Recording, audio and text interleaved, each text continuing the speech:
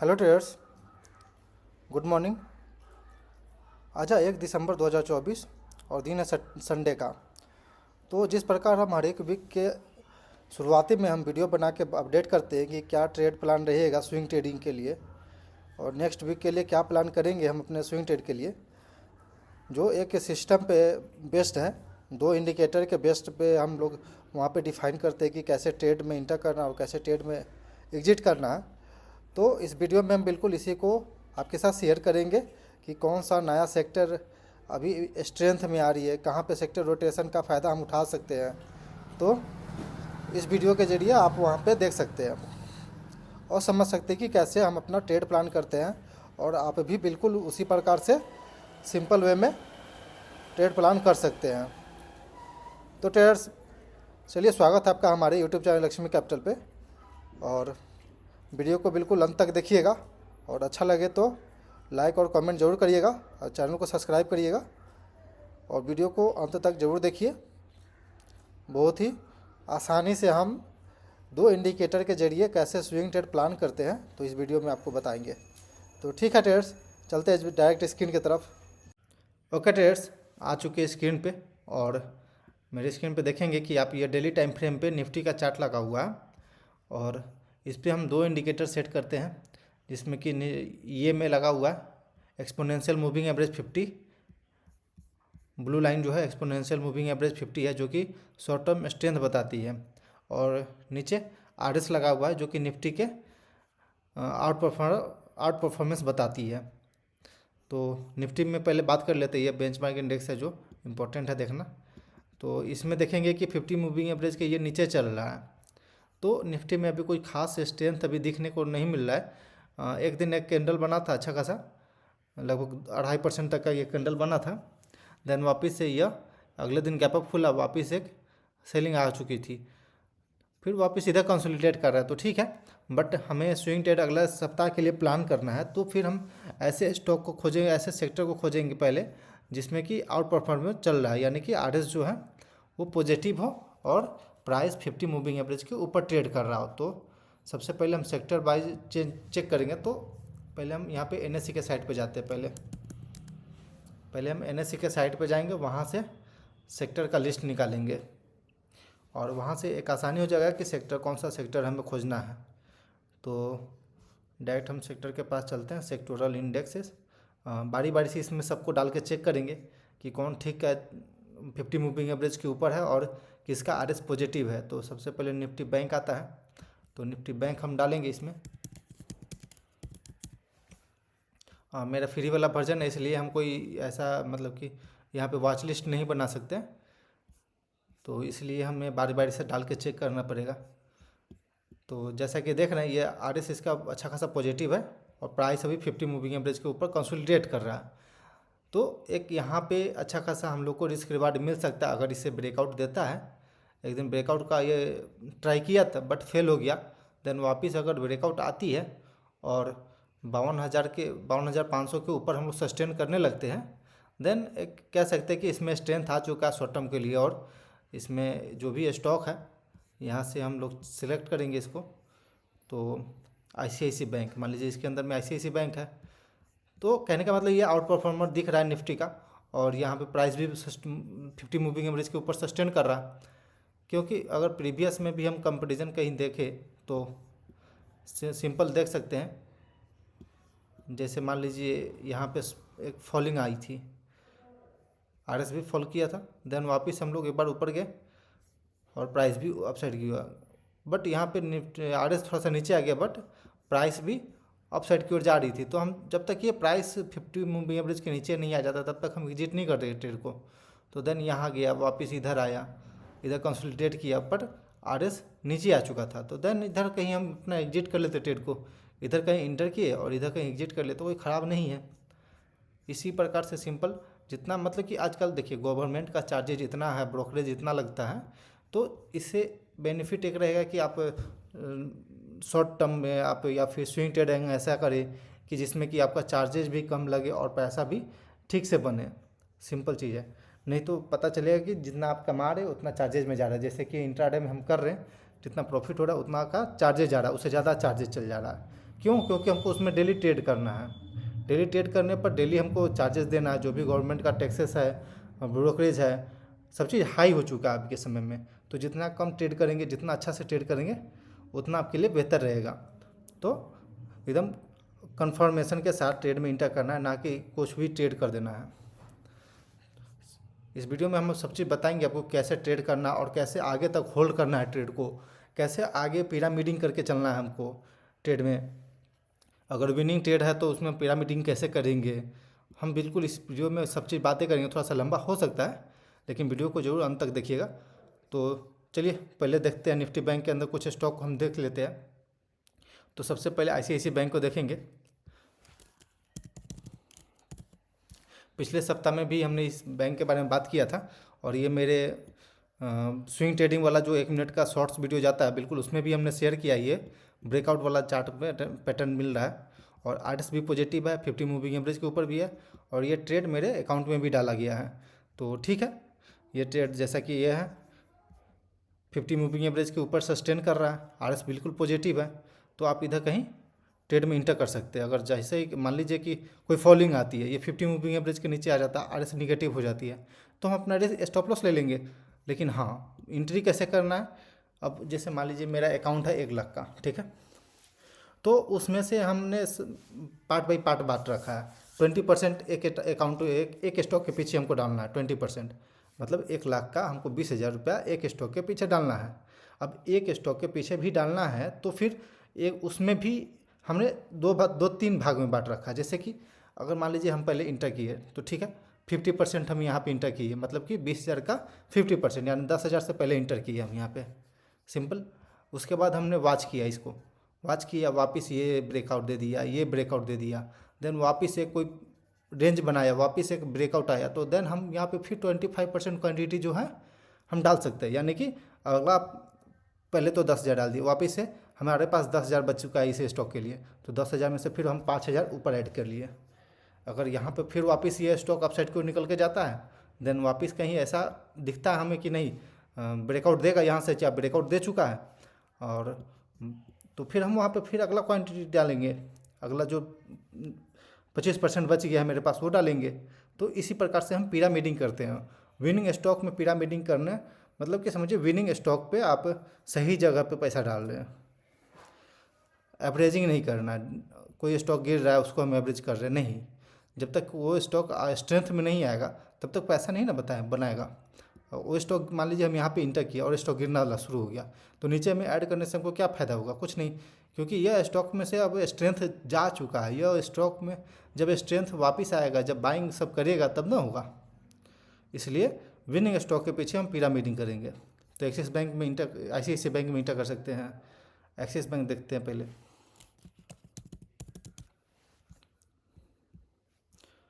हाँ, axis bank को देख सकते हैं कि ये अभी नीचे चल रहा है, ठीक है, और ये आरएस भी नीचे आ गई है, तो इसमें कोई स्ट्रेंथ नहीं दिख रहा है, तो हम इसमें कोई एंट्री का प्लान नहीं करेंगे। सिंपल बात है। एचडीएफसी बैंक है, एचडीएफसी बैंक है, तो इसमें देख सकते हैं आप आरएस कितना पॉजिटिव है, 50 मूविंग एवरेज के ऊपर ट्रेड कर रहा है। सिंपल चीज़ है, नीचे भी किया था बट आरएस पॉजिटिव था, वापस बाउंस आ गई। तो सिंपल चीज़ है। अगर मान लीजिए हम इधर कहीं इंटर किए हुए थे, जैसे कि ये प्राइस आया पर आरएस फॉल कर रहा था, तो हम सस्टेन कर वेट कर रहे थे, अपने मेरे वॉच लिस्ट में था ये स्टॉक, हम वेट कर रहे थे, वापस ये अपसाइड की ओर आ गया आरएस इसका, और कंसोलिडेट किया कुछ दिन तक ये अपने 50 मूविंग एवरेज के आसपास, देन ये पॉजिटिव हो गया, तो फिर यहाँ से एक स्ट्रॉन्ग कैंडल के साथ ब्रेकआउट आ गया, रिटेस्ट भी हो गया, एक गैप अप भी खुल गया, तो फिर हम इधर कहीं क्यों नहीं इंटर करेंगे? इधर इंटर करते, वापस स्टॉक को होल्ड किए रहते, यानी कि पहले हम 10,000 से इंटर कर जाते ट्रेड को, मेरा स्टॉप लॉस इधर कहीं रहता। सिंपल चीज़ है, कितना परसेंट का स्टॉप लॉस हो जाता? मान लीजिए हम इधर कहीं इंटर कर जाते तो मात्र 6-7% का स्टॉप लॉस था, ठीक, तो 6-7% का स्टॉप लॉस था, 600-700 का मेरा लॉस था शुरुआती में। देन अगर ये ब्रेकआउट आया और कंसोलिडेट कर रहा, तो हम इधर कहीं वापस हम जो मेरा 25% क्वांटिटी है हम यहाँ पे बिल्कुल ऐड कर सकते हैं, ठीक है, और वापस हम होल्ड करेंगे ट्रेड को। अगर ये अपसाइड की ओर निकलेगा, फिर वापस कहीं ऐसा रेंज बनाएगा, फिर ब्रेकआउट जैसा सिनेरियो बनाएगा, देन वापस आप क्वांटिटी उसमें ऐड कर सकते हैं। और तब तक हम इसको होल्ड करें जब तक ये 50 मूविंग एवरेज के नीचे नहीं आ जाए या फिर इसका RS नेगेटिव ना हो जाए, तब तक बिल्कुल होल्ड करेंगे ट्रेड को सिंपली। तो ऐसे ही ट्रेड प्लान करना है सिंपल, और ऐसे ऐसे स्टॉक में से खोज खोज के अपना वॉच लिस्ट तैयार करना है कि किसका RS पॉजिटिव है, कौन 50 मूविंग एवरेज के ऊपर ट्रेड कर रहा है। तो अगला चलिए दूसरा सेक्टर में हम लोग देखते हैं। बारी बारी से सबका सेक्टर चेक करना होता है। निफ्टी बैंक हो गया, निफ्टी ऑटो चेक करते हैं अब हम लोग।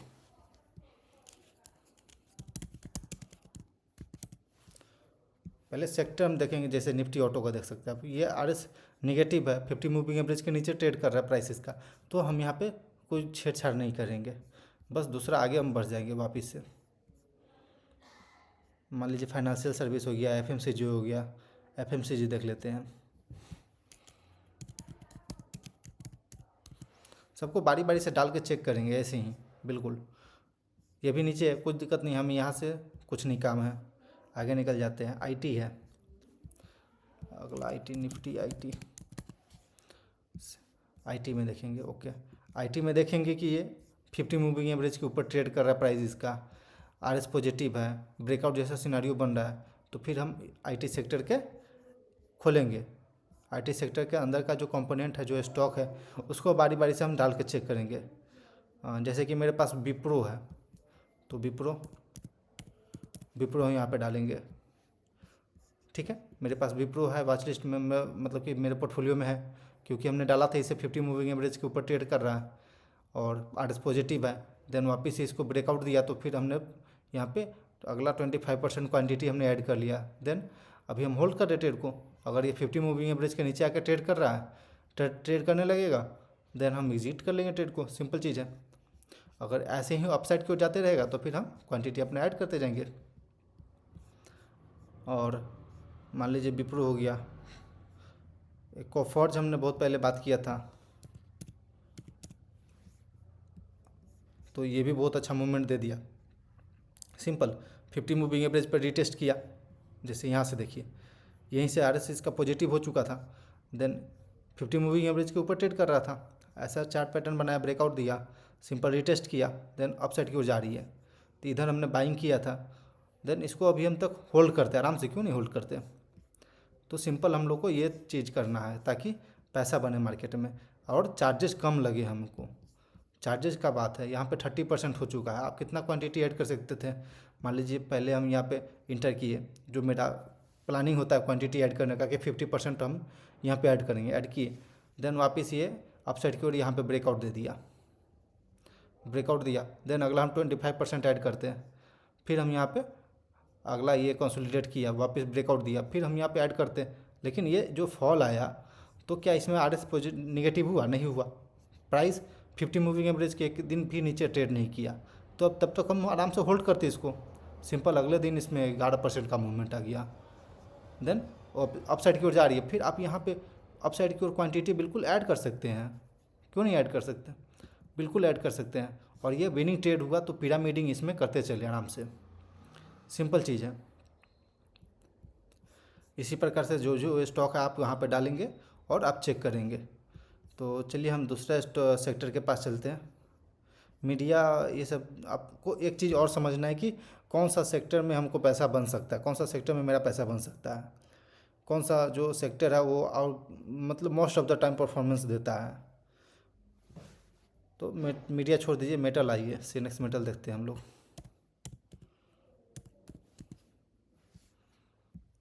हाँ, सीनेक्स मेटल देखेंगे कि ये अभी नीचे चल रहा है, 50 मूविंग एवरेज के नीचे चल रहा है, RS अभी पॉजिटिव है, बट हम इसको वेट करेंगे जब तक ये 50 मूविंग एवरेज के ऊपर नहीं आ जाता। जैसे कि बैंक निफ्टी में आपको हमने दिखाया, बिल्कुल उसी प्रकार ये भी ऊपर आ जाएगा, एक बार अपसाइड को मूवमेंट देने लगेगा, तो फिर हम यहाँ पे प्लान करेंगे कोई ट्रेड का।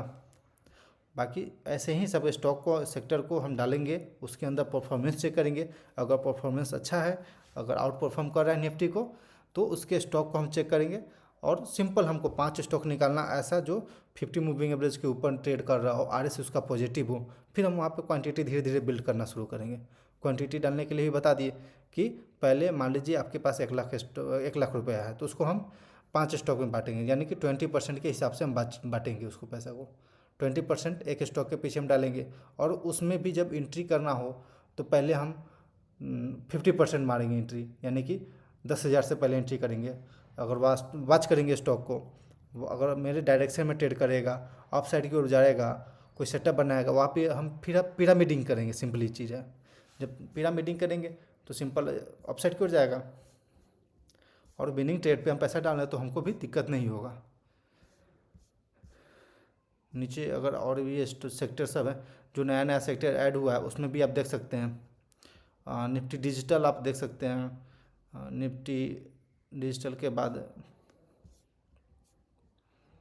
कैपिटल मार्केट है, निफ्टी इंडिया टूरिज़्म है, निफ्टी इंडिया डिफेंस है। ऐसे ऐसे सेक्टर अब नया नया ऐड हो चुका है, तो आप बिल्कुल यहाँ से जाकर चेक कर सकते हैं। जैसे कि निफ्टी इंडिया कैपिटल मार्केट देखेंगे हम लोग।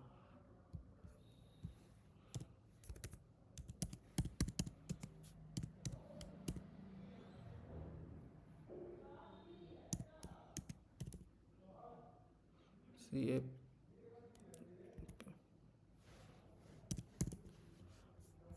कैपिटल मार्केट नहीं आ रहा है, निफ्टी CAPITL कैपिटल मार्केट आ गया। तो यहाँ पे देखेंगे ये तुरंत लिस्टेड हुआ था, मतलब ये अभी अभी सेक्टर आया है, ठीक है।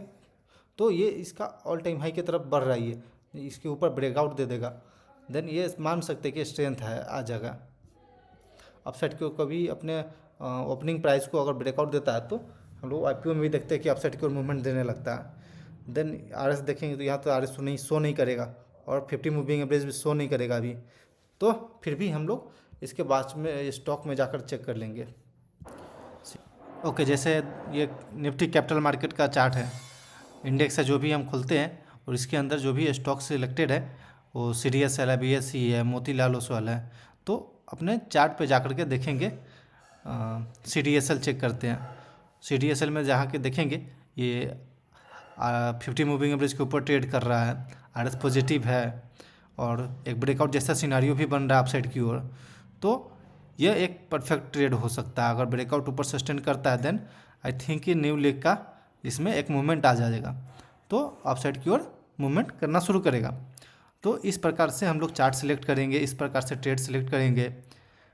सिंपल चीज़ें हैं, और जितना ज़्यादा वो ऐसे सेक्टर को जहाँ पे सेक्टर रोटेशन का फ़ायदा हो रहा है या फिर सेक्टर रोटेशन हो रहा है, तो इससे आसानी से हमको पता चल जाता है किस सेक्टर में पैसा जा रहा है, कौन सा स्टॉक के पीछे पैसा जा रहा है, कौन सा स्टॉक परफॉर्म कर सकता है। तो इस तरीक़ा से आप पूरे वीक इस पर प्रैक्टिस करिए। फिर नेक्स्ट वीक में हम अगला कोई दूसरा कोई स्ट्रेटजी लेकर के आते हैं। ये तो सिंपल स्ट्रेटजी हुआ, इसके अलावा भी कोई प्राइज एक्शन पे स्ट्रेटजी है, 2-3 स्ट्रेटजी है, और कैसे और भी हम लोग शॉर्ट टर्म में कैसे प्लान कर देंगे। मान लीजिए आवरली टाइम फ्रेम पे कैसे हम लोग ट्रेड करेंगे, या फिर 2 आवर टाइम फ्रेम पे कैसे स्विंग ट्रेड लेंगे। वो बिल्कुल 2-3 दिन के लिए होती है वो स्विंग ट्रेड, और ये लंबा चलता है। लंबा इसलिए हम प्रेफर करते हैं क्योंकि जो गवर्नमेंट का चार्जेज है, जो ब्रोकरेज है, ये अब हाई हो चुका है। तो हाई हो चुका है, जितना कम ट्रेड करेंगे उतना ज़्यादा आपके पास पैसा सेफ रहेगा और सेव होगा। नहीं तो बार बार आप ट्रेड करेंगे तो उससे क्या होगा कि आपका ब्रोकरेज भी जाएगा, चार्जेज भी जाएगा गवर्नमेंट का, और पैसा बनेगा भी नहीं। तो सिंपल चीज़ है, बार बार स्टॉप लॉस हिट होगा, कभी टारगेट हिट होगा, कभी स्टॉप लॉस हिट होगा, कभी टारगेट हिट होगा। तो इससे क्या कोई बेनिफिट नहीं होगा, सब पैसा मोस्ट ऑफ द पैसा जो है चार्जेज में चला जाएगा। तो इसलिए आप अपना फोकस करिए सिंपल, जो लॉन्ग टर्म पे लंबा चल रहा है। मान लीजिए एक बार इंटर किए ट्रेड को, और ट्रेड में आराम से 25-30% पैसा बना, तो इस प्रकार से आप यहाँ पे प्लान कर सकते हैं। और ये हमारे लिए, इसीलिए हम ये 2 इंडिकेटर के थ्रू बताते हैं, और ये स्विंग ट्रेड इसलिए हम प्रेफर करते हैं। लेकिन फिर भी चलिए, और भी अगले सप्ताह में हम दूसरे स्ट्रेटजी पे बात करेंगे और देखेंगे। फ़िलहाल इस पे आप प्रैक्टिस करें और करिए। फिर हम आवरली टाइम फ्रेम पे कैसे सिलेक्ट करते हैं स्टॉक को स्विंग ट्रेडिंग करने के लिए, और 2 आवर टाइम फ्रेम पे कैसे सिलेक्ट करते हैं स्टॉक को स्विंग ट्रेडिंग करने के लिए, तो इस पे भी हम बातें करेंगे। तो okay traders, thanks for watching this video. Please like and subscribe my YouTube channel.